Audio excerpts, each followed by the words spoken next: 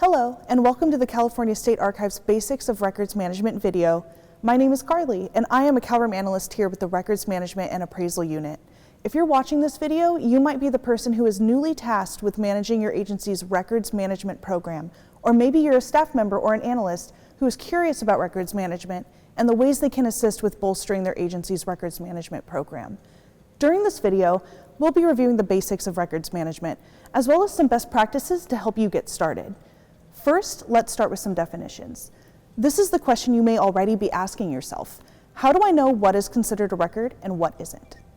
A record is defined in the Records Management Act, Government Code 12271, as, quote, any writing containing information relating to the conduct of the public's business, prepared, owned, used, or retained by a state or local agency, regardless of physical form or characteristics.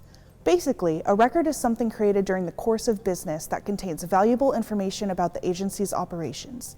A record could be a text message, an email, meeting minutes, a photograph, a map, website, or even a social media post. A record remains a record regardless of its format and the device used to create it. Sometimes, copies can also be records if each copy serves a separate administrative purpose. Hey, do you want to get lunch? So this is an example of a non-record. A non-record would be a convenience copy, a duplicate document, or a reference publication. For example, if you've received an email from a coworker that's asking you what you'd like to eat for lunch, this is a transitory or temporary message that does not have long-term value or give insight to the inner workings of your agency. This type of message would only need to be kept until its usefulness is over and can likely be deleted immediately. Another example is, say, a dictionary.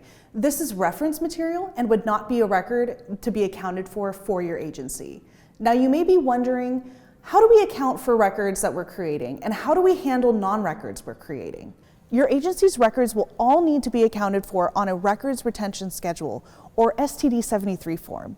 A Records Retention Schedule lists all records created, used, and maintained by a state entity, along with the retention and disposal information for those records.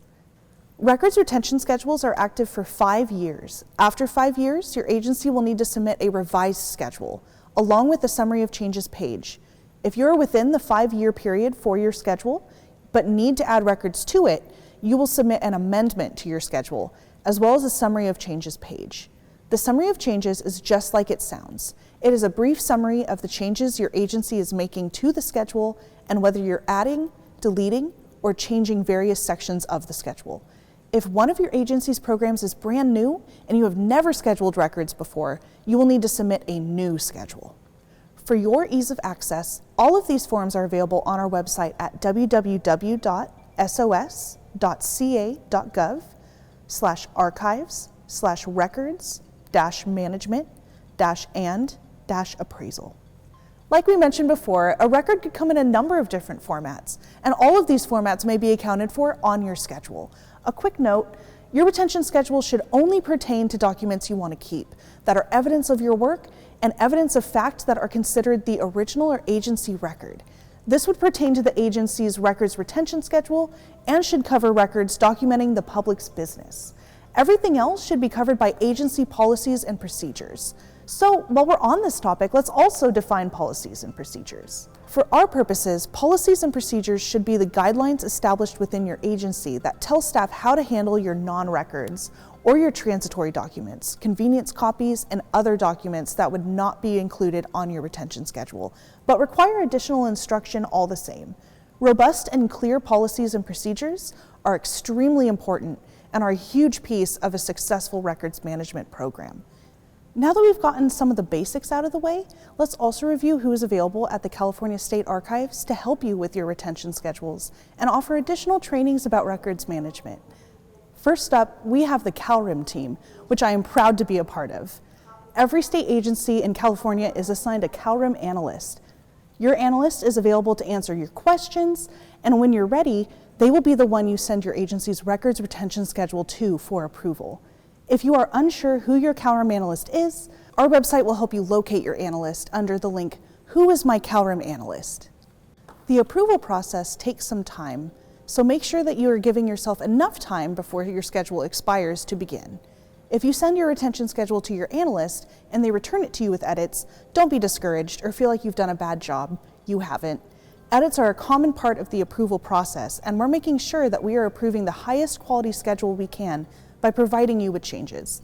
Make the requested edits to your schedule and return it to your CalRIM analyst for approval.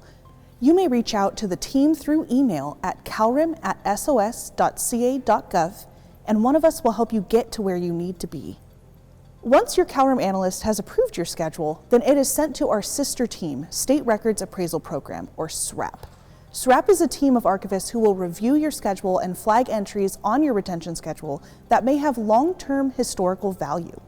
If your schedule has various record series flagged, notify archives.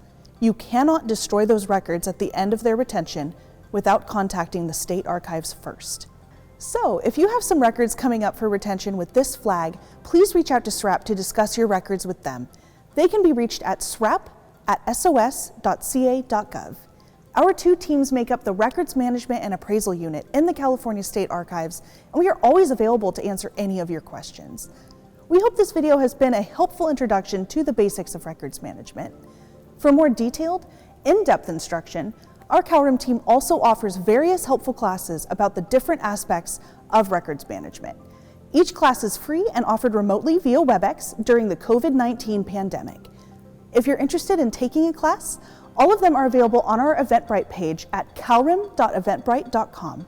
If you are a state employee, or whether you're the records management coordinator or just curious about records management, you are free to take our classes, which we offer every month. We hope to see you there.